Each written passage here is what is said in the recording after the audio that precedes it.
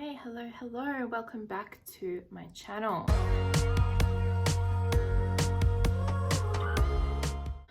Today we are going to be talking about fatigue and exercise, what that means and how to deal with it, especially when you have a chronic illness. So the main type of fatigue that we do get from physical exercise is something called muscle fatigue. And muscle fatigue can be split into two categories. So the first being central fatigue and the second being peripheral fatigue. So each of these types of fatigue plays on the nervous system that has the name in it. So central fatigue going to have the central nervous system involved, and peripheral fatigue is going to have the peripheral nervous system involved. Central fatigue is that feeling you get where your just whole body feels like it's about to collapse. You just cannot move a single muscle because they all feel toasted, and you just feel in your soul just roasted and toasted. Peripheral fatigue is where you have a particular muscle that you have been working, and that particular muscle gets burnt out. So I think we've all experienced these, but I think a really intuitive example of this is perhaps doing your shopping. So when you go to the grocery store and you do your shopping,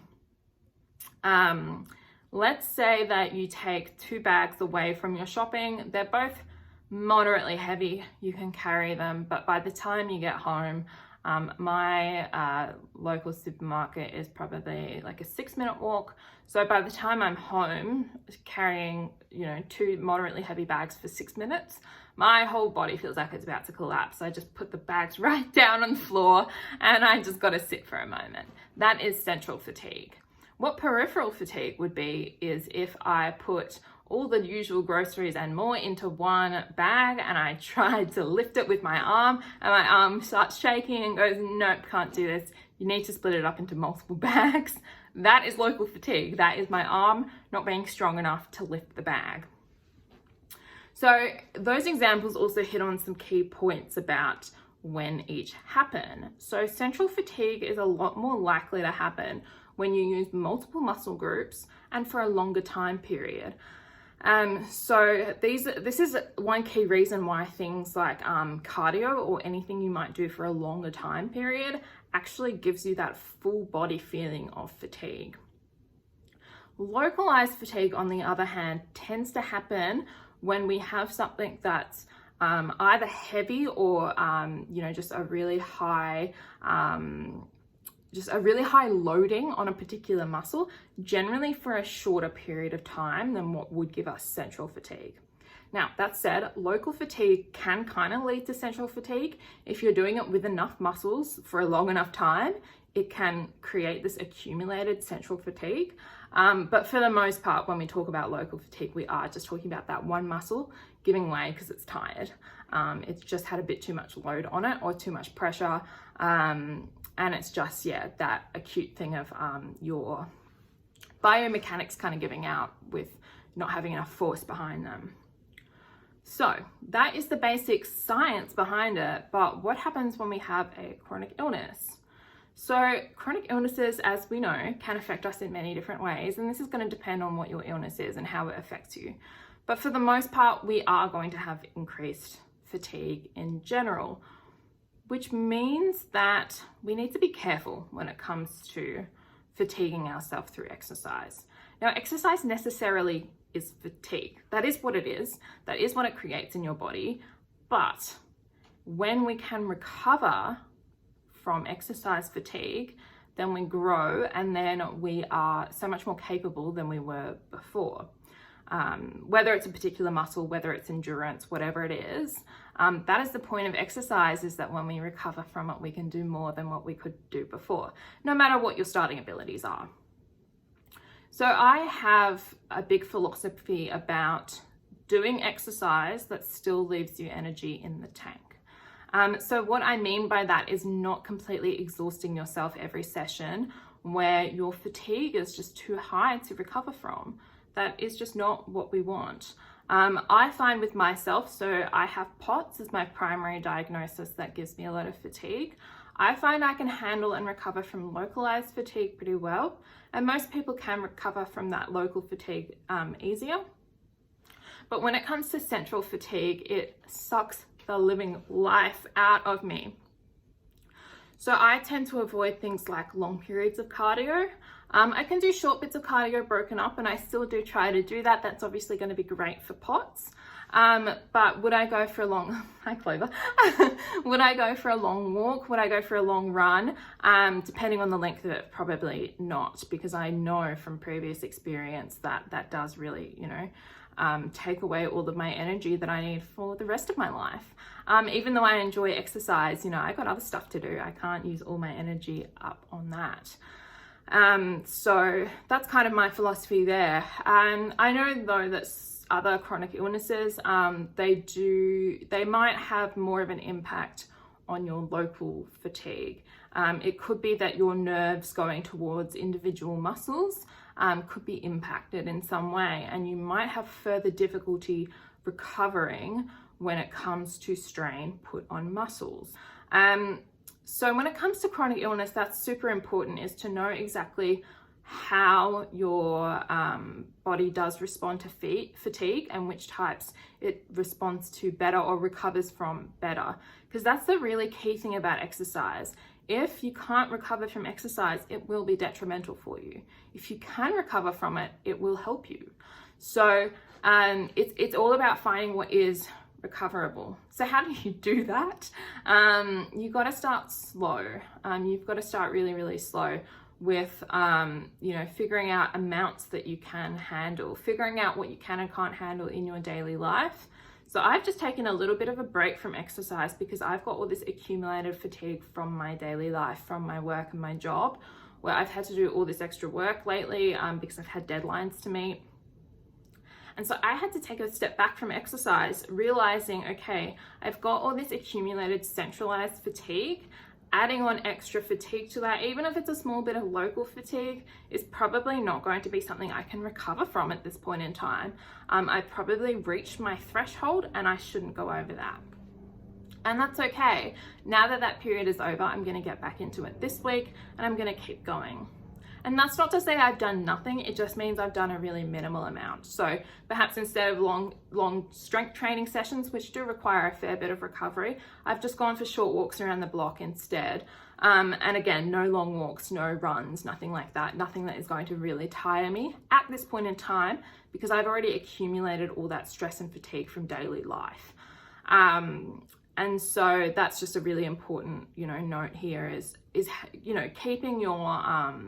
keeping track of how you're going in life, listening to your body. I know that's a cliche statement, but listening to your body and thinking, am I under, increased stress right now? Be that physical, mental stress. Your body tends to handle both the same ways, and it accumulates that fatigue. And when we talk about recovery, we need to think as well about what are we doing to help us recover in our off times. So inside of your exercise session, that might mean if you are doing strength training like what I do, it might mean that you take a couple of minutes between each set. Sometimes I take up to 5 minutes between a set just because I need that extra time I have POTS just to bring my heart rate down, just to help me breathe easier so I can get through the next set better. I can recover between my sets of exercises.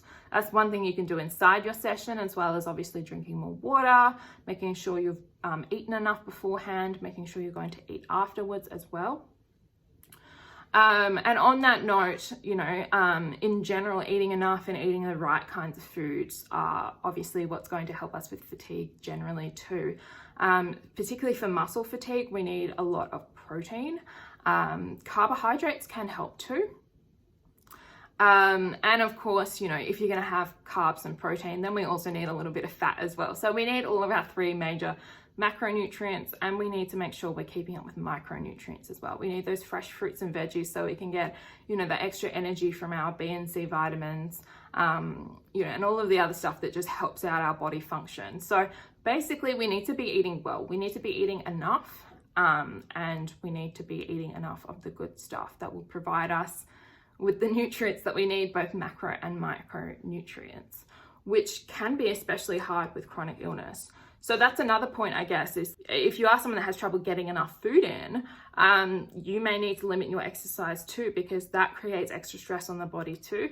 And that also, you know, makes it harder for you to recover as well.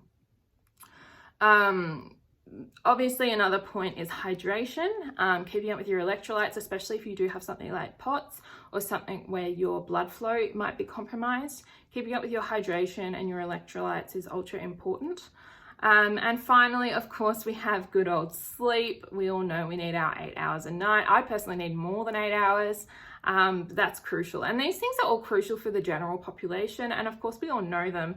Living with chronic illness, we know these things like the back of our hand. I'm not telling you anything that you probably don't already know, but these things are really useful for muscle recovery as well as just general recovery.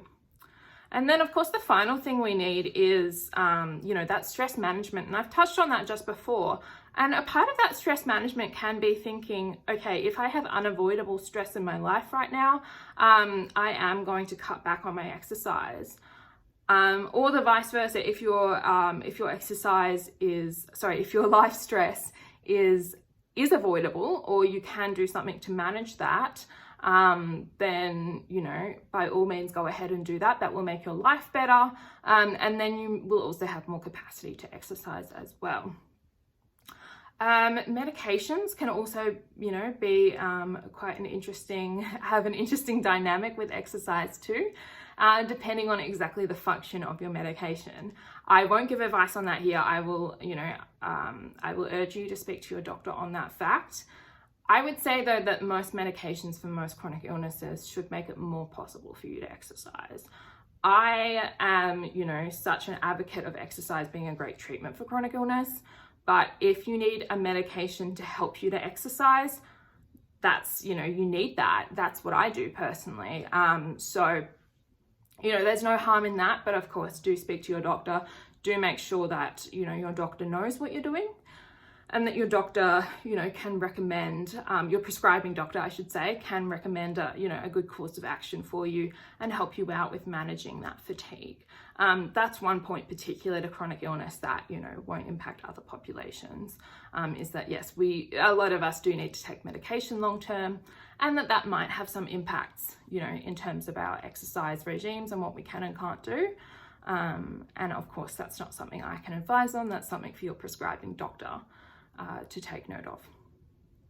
Okay, so that's a lot about the different types of fatigue and about the recovery.